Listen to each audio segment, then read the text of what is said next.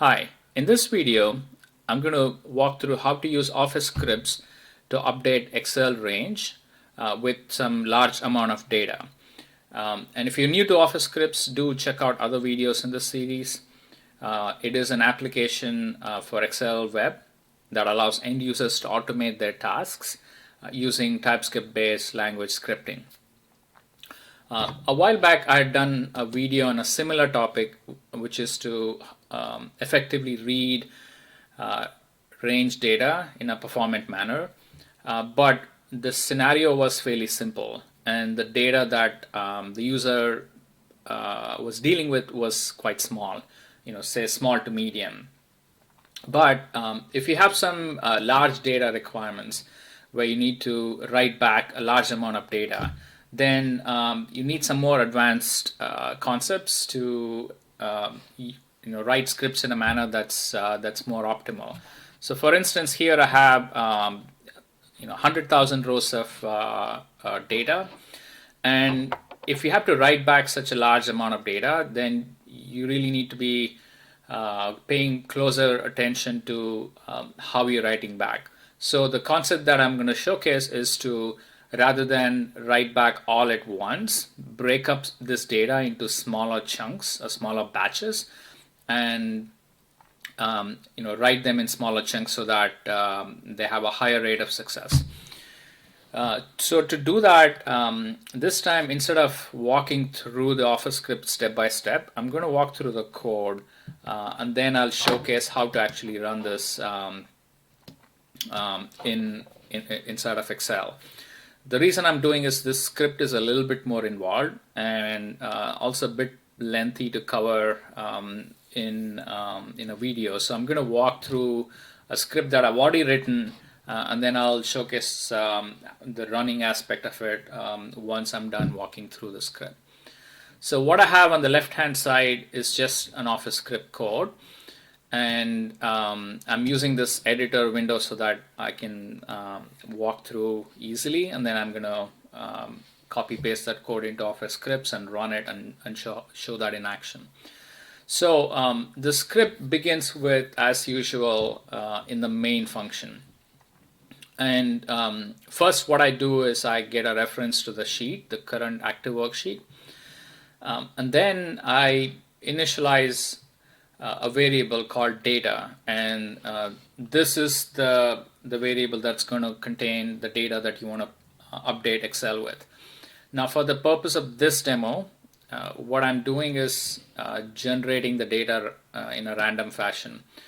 In your case, maybe you have actual data that you get from somewhere or read from somewhere else, and then you'll have to write that back. For the purpose of the demo, I'm just generating this data randomly, and the data that I'm going to generate is going to look exactly like what I have here. It has multiple rows, it has 6 columns, and what I have here is like a running counter number, and then some random strings, and then a random number, and a constant text here. So nothing unique, just some random data.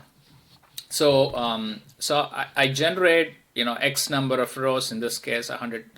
Let's make it 100,000 rows. So once I have the data that I'm ready to update the range with, I call this function called update range in chunks, and then I pass 2 parameters. One is the beginning cell where I want to update the data with. In this case, it is B2. And then I supply the actual data that I just created as a parameter. So it accepts two arguments, and then it returns a Boolean flag saying if it went through successfully or not. If it didn't run successfully, I just display an error message and ask people to check again and rerun, and that's it. So that's pretty much what the main part of the script is. But the core logic is in this function that I just referenced, which is the update range in chunks. Now it accepts 3 arguments. 2 of them are required, and the third one is optional. And and I'm going to walk through each one now. So the first one is the starting cell, which is where you want to start to update with. Second is the values, and here I have the type of the argument defined here, which is it could be a string or boolean or number. It's a two-dimensional array, right? And each of the array element represents one single cell. So it has because it's a two-dimensional data, it has to be rows and columns. And then the third parameter is interesting. So this is the cells that I want to update in chunks. So the number of cells that I want to update in one go. And for this purpose, I've for the demo purpose, I've defined 10,000 cells. And in your case, depending on the type of data, you may want to play around. It could be 10,000. It could be 1,000. It could be 100,000. I don't know. So you'll have to play around with the data a little bit. But I think based on limited amount of tests that I've done, 10,000 seems to work fine because it's not too large. It's not too little. It seems to kind of get through the data quite quickly. So if you do want to override, you can pass that in as part of this argument list. So let's say you want to do only 5,000 cells. So you could do that, but if you don't supply this, it's going to take the 10K as default size, the default cells that it's going to update with. Now, another thing to note is when we update the range, it has to have the full row. For instance, I cannot update a partial row. That's because the API that accepts the input data requires for it to have a complete row, right? So the function here begins by just noting down the start time so that I can compute and show how long it took to update the entire data. And then it does some preliminary checks like making sure that the input values is valid and it has at least one row and one column to begin with. And then compute the total cells, which is just a multiplication of rows and columns. So for instance, if I have 3 rows, 6 columns, that'll be 18 cells. And then I check, hey, are the total cells that the input data provided as part of the values argument here, is that less than the cells in chunk, which means it is safe to update all at once. So if the total cells that came along with the data, if it's less than the number of cells in a chunk that I want to update with, then I'm going to call this another function, update target range. So this is a simple scenario, which is like your data is small, so you call this function, and I'm going to show that at the very end. But this is not really the primary focus. And then it returns that, okay, I did that work successfully, and that's it. But if the data is larger, which is sort of the point of this demo, so you have a large amount of data.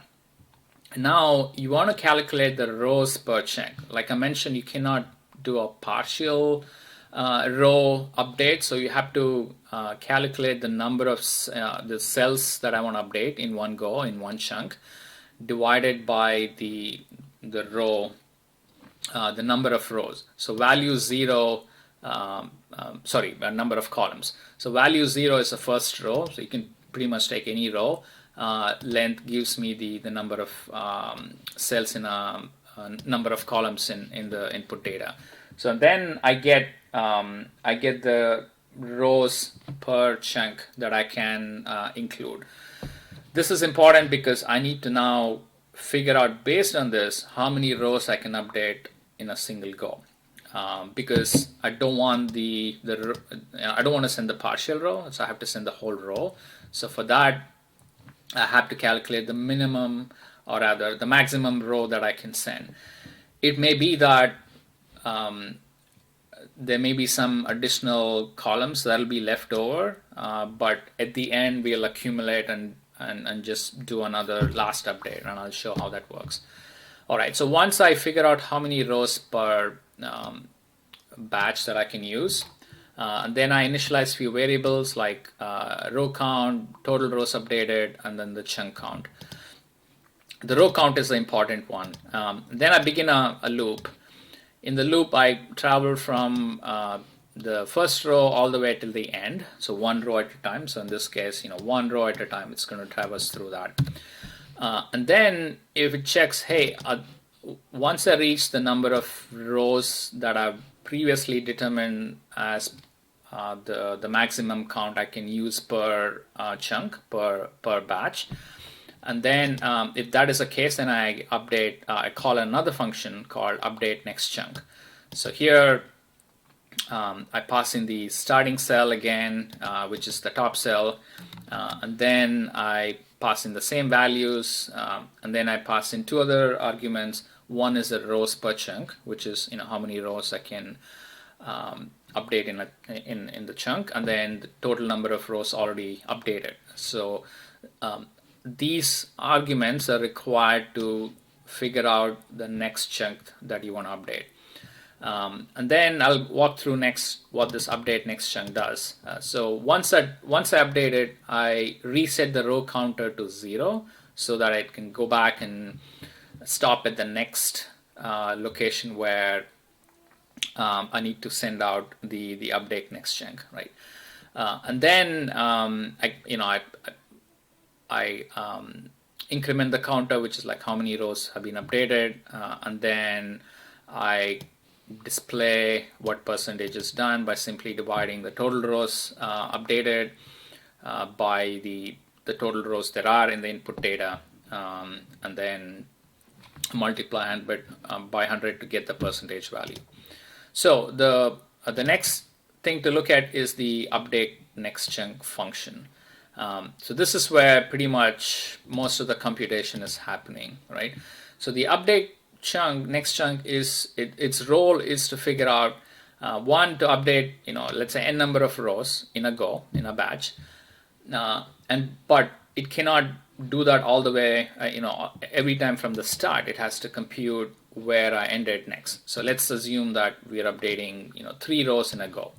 So in the first chunk, it has to update this, and then the next chunk it has to update the next. I'll use a different color here, and then the third time it has to update the next chunk. So it needs to compute how many rows it's going to update and where to start from. So that's the purpose of this function. So it uses the original starting cell, which is always going to be, in this case, B2.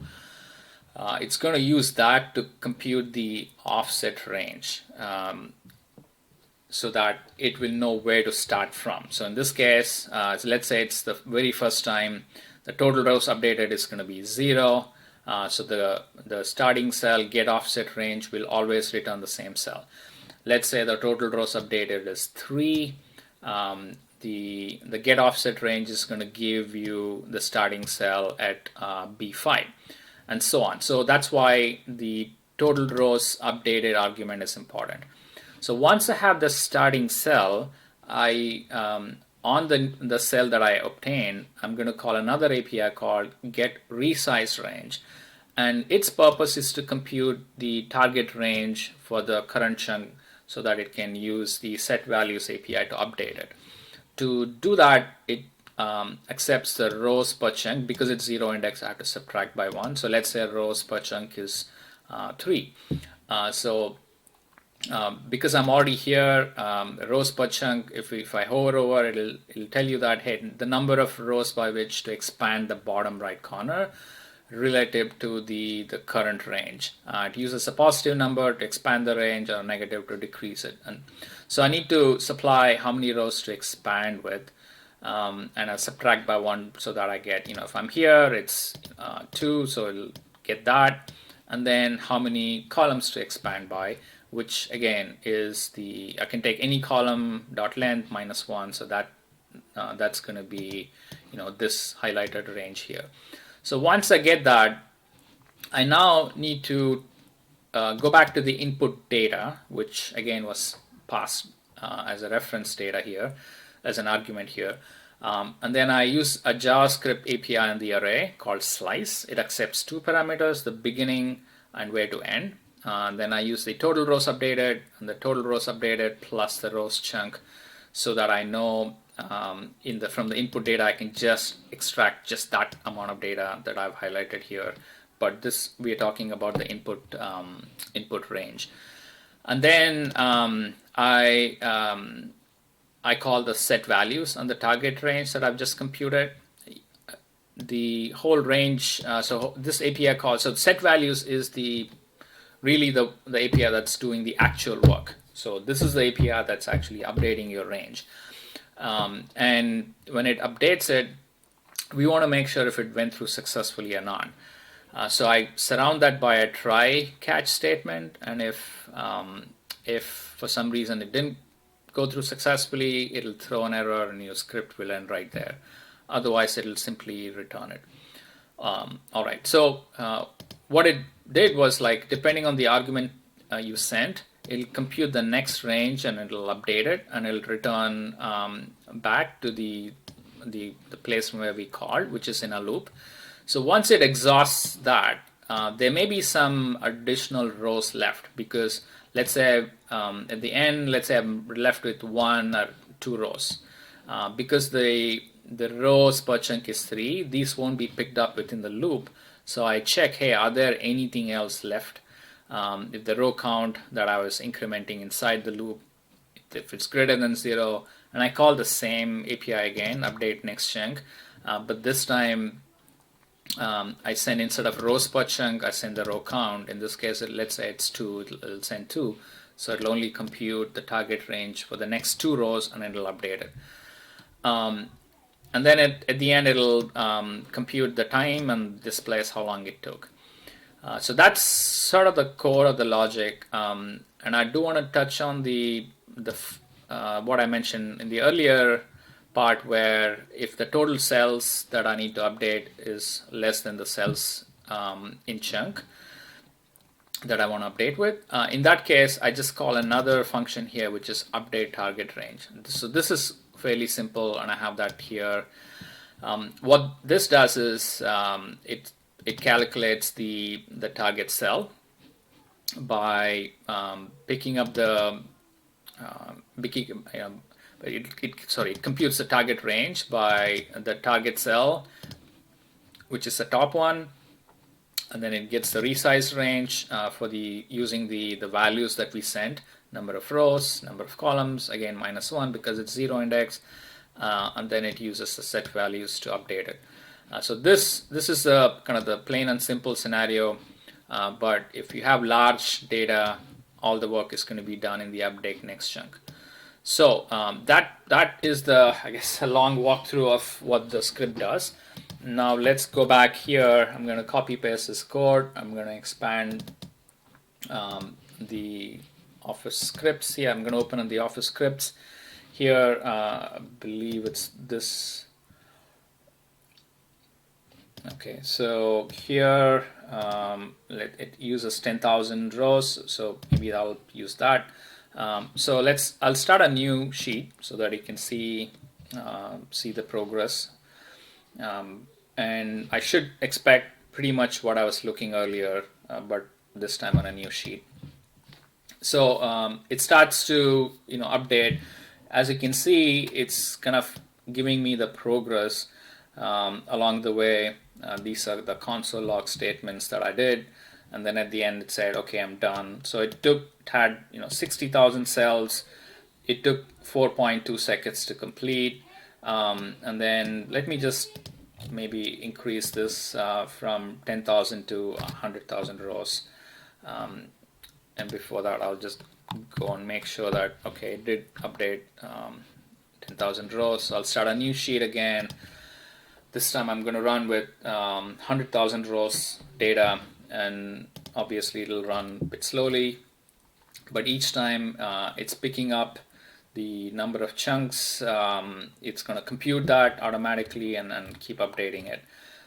I could test how this is going to perform by varying the cells in chunk, but you can take the script and try this on your own and try it out with different chunk size and see how it fares. From my very limited testing, the 10,000 seems to work for medium to large size data. All right, so it finished updating 600,000 cells. It took 42 seconds to complete. And yeah, so that's sort of the walkthrough that I intended to do. So I'll supply all of the scripts that I have within the repo. I'm going to provide a link to all of this in the description, so do check out.